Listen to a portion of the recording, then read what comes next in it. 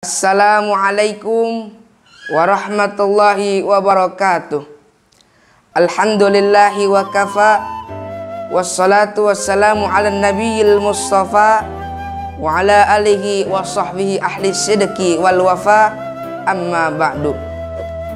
Pemirsa Syirah TV dimanapun berada, semoga selalu dalam ridho dan ketaatan pada Allah Subhanahu wa ta'ala. Pada kali ini saya akan membahas 6 perkara yang disembunyikan pada 6 perkara. Di dalam kitab Nasaihul Ibad karangan Asy-Syaikh Al-Imam Nawawi Al-Bantani dijelaskan, innallaha katama sittata fi sittatin, katamar ridho fit ta'ati, wa katamal ghadaba fil maksiyati, wa katamal lailatul qadri fi syahri Ramadan, wa katamal awliya'ahu fi ma bainan nas, wa katamal mauta fil umuri, wa katamal sholatal wusta fi sholawati. Yang berarti sesungguhnya Allah Subhanahu wa ta'ala menyembunyikan 6 perkara pada 6 perkara. Apa perkara tersebut? Katamar ridho fit ta'ati. Allah menyembunyikan keridoannya pada ketaatan seseorang. Dengan maksud menyembunyikan tersebut adalah agar manusia mau bersemangat selalu beribadah kepada Allah Subhanahu wa ta'ala, menjalankan perintah sholat, menjalankan ibadah-ibadah, baik ibadah yang mahdhah ataupun ghairu mahdhah, dengan mengharap ridhonya Allah Subhanahu wa ta'ala. Adapun hikmah yang lainnya, Allah menyembunyikan keridhoannya dalam ketaatan agar kita semua tidak menganggap remeh kepada ibadah apapun, baik itu ibadah yang kecil bentuknya. Justru bisa jadi ibadah tersebut di dalamnya terdapat keridhaan Allah Subhanahu wa ta'ala yang sangat besar. Wa katamal ghadaba fi ma'syati, dan yang kedua adalah Allah Subhanahu wa ta'ala menyembunyikan kemurkannya pada kemaksiatan. Disembunyikannya kemurkaan Allah pada kemaksiatan dengan tujuan agar manusia berusaha sekuat tenaga menjauhi segala perilaku-perilaku maksiat dan tidak memandang remeh kepada suatu kemaksiatan. Walaupun kemaksiatan itu kecil, bisa jadi di dalam kemaksiatan itu terdapat murkanya Allah Subhanahu wa ta'ala. Wa katamal lailatul qadri fi syahri Ramadan, dan yang ketiga adalah Allah Subhanahu wa ta'ala menyembunyikan malam Lailatul Qadar pada bulan suci Ramadan.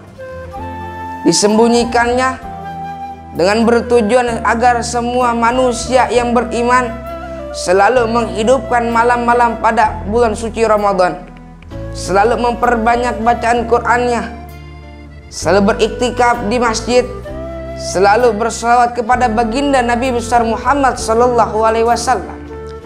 Karena pada bulan suci Ramadan segala ibadah yang kita lakukan, amal saleh yang kita kerjakan akan dilipat gandakan oleh Allah Subhanahu wa ta'ala.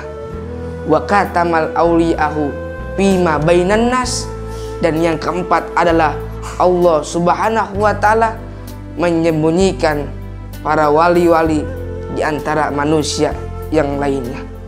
Disembunyikannya para wali-wali Allah, para kekasih-kekasih Allah Subhanahu wa ta'ala, para orang-orang yang dimuliakan oleh Allah Subhanahu wa ta'ala, agar semua manusia hidup di alam dunia ini selalu menghargai dan menghormati kepada manusia yang lainnya, dan tidak boleh menganggap remeh kepada manusia yang lainnya. Tidak boleh kita menghina, mencaci maki ataupun menjelek-jelekan harga dirinya. Karena terkadang manusia yang hidup di zaman sekarang selalu berperilaku tidak baik kepada manusia yang lainnya, tidak saling menghargai, tidak saling menghormati, bahkan selalu menghina mencaci dan makikan orang-orang yang lainnya. Seperti halnya baginda Nabi besar Muhammad sallallahu alaihi wasallam, dahulu kala beliau berdakwah kepada orang-orang, selalu dihina, dicaci dan dimaki oleh orang-orang kafir Quraisy, tetapi Allah Subhanahu wa taala selalu memuliakan baginda Nabi besar Muhammad sallallahu alaihi wasallam. Begitupun halnya sama dengan seperti kita. Bisa jadi orang yang kita hina, orang yang kita caci maki, orang yang kita hina-hinakan, bisa jadi orang tersebut selalu dimuliakan oleh Allah Subhanahu wa taala. Wa katamal mauta bil umuri. Dan yang kelima, Allah Subhanahu wa taala menyembunyikan kematian pada umur seseorang. Disembunyikannya kematian agar setiap manusia hidup di alam dunia ini selalu bersiap-siap akan datangnya kematian pada dirinya. Bersiap-siap dengan selalu bertaubat kepada Allah Subhanahu wa taala. Karena kita sebagai manusia tidak tahu kapan ajal menyebut kita, kapan kematian menghampiri kita, kapan malaikat Ijrail mencabut nyawa kita. Tidak ada yang tahu, karena al-mautu ya'ti baghtatan, kematian datangnya secara tiba-tiba. Apakah ketika kita nanti, ketika sakaratul maut, kita dalam keadaan yang hina ataupun kita dalam keadaan ibadah? Apakah ketika kita nanti menjelang sakaratul maut, kita dalam keadaan tidak ingat kepada Allah Subhanahu wa taala ataupun dalam keadaan bertasbih kepada Allah Subhanahu wa taala? Apakah nanti ketika sakaratul maut menjelang di dalam hidup kita, kita dalam keadaan berdosa kepada Allah Subhanahu wa taala atau dalam keadaan ibadah kepada Allah Subhanahu wa taala? Tidak ada yang tahu. Ketika nanti kita mati, maka mumpung kita masih hidup, masih diberikan sehat walafiat, mari kita memperbanyak ibadah. Amal soleh kita kerjakan sebanyak-banyaknya, karena ibadah dan amal soleh yang menyelamatkan kita di dalam alam barzakh nanti. Mempersiapkan kematian dan mempersiapkan kehidupan setelah kematian, yakni alam akhirat. Wa katamal sholatul wusta bis sholawati. Dan yang keenam ataupun yang terakhir, Allah Subhanahu wa taala menyembunyikan sholat wusta di antara sholat-sholat yang lainnya. Sebagian ulama berpendapat sholat wusta adalah sholat pertengahan. Ada yang mengatakan sholat wusta adalah sholat asar. Adapun juga yang mengatakan sholat wusta adalah sholat subuh. Namun pendapat yang paling rajih adalah pendapat ulama yang mengatakan sholat wusta adalah sholat asar. Dan di dalam sholat wusta ini terdapat keutamaan-keutamaan yang paling dahsyat, yang sangat besar keutamaannya di mata Allah Subhanahu wa taala. Pun dosanya sangat besar apabila orang meninggalkan sholat wusta ini.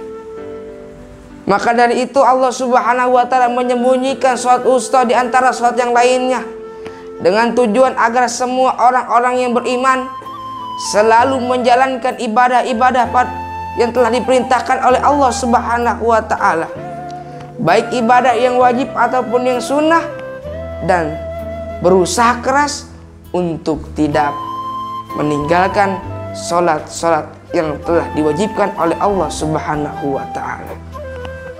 Hadirin pemirsa dimanapun berada, rahimakumullah, dari 6 perkara tersebut bisa disimpulkan bahwasanya yang pertama, Allah Subhanahu wa taala menyembunyikan keridhaan di dalam ketaatan agar kita selalu berusaha dalam ibadah dengan niat mencapai ridhonya Allah Subhanahu wa taala. Yang kedua, Allah Subhanahu wa taala menyembunyikan kemurkaannya di dalam kemaksiatan dengan tujuan agar kita selalu berusaha keras untuk menjauhi segala larangan-larangan Allah Subhanahu wa taala. dan menjauhi segala kemaksiatan yang dilarang oleh Allah Subhanahu wa taala. Dan yang ketiga, Allah Subhanahu wa taala menyembunyikan malam Lailatul Qadar di dalam bulan suci Ramadan agar kita selalu menghidupkan malam-malam di dalam bulan suci Ramadan dengan cara memperbanyak ibadah kepada Allah Subhanahu wa taala. Yang keempat, Allah Subhanahu wa taala menyembunyikan para kekasih-kekasihnya atau menyembunyikan para wali-walinya Allah Subhanahu wa taala dengan tujuan agar kita selalu menghormati dan menghargai terhadap sesama manusia. Yang kelima, Allah Subhanahu wa taala menyembunyikan kematian di dalam umur seseorang agar kita selalu bersiap-siap untuk menghadapi kematian dan bersiap-siap menghadapi kehidupan setelah kematian, yakni alam akhirat. Dan yang terakhir, Allah menyembunyikan salat wusta di antara salat yang lainnya dengan tujuan agar kita selalu menjaga salat kita, menjaga amal ibadah kita, dan tidak pernah meninggalkan salat yang telah diwajibkan oleh Allah Subhanahu wa taala. Wallahu a'lam bishawab. Semoga Allah Subhanahu wa taala selalu memberikan perlindungan, rahmat, dan ridhonya Allah Subhanahu wa taala kepada kita semua. Mohon maaf apabila ada kata yang salah. Kebenaran datangnya dari Allah Subhanahu wa taala, kesalahan datangnya dari diri saya pribadi. Al-Fakir Ahmad Gipari Sirat undur diri. Hadanallah wa iyyakum ajmain. Summa salam. Assalamualaikum warahmatullahi wabarakatuh.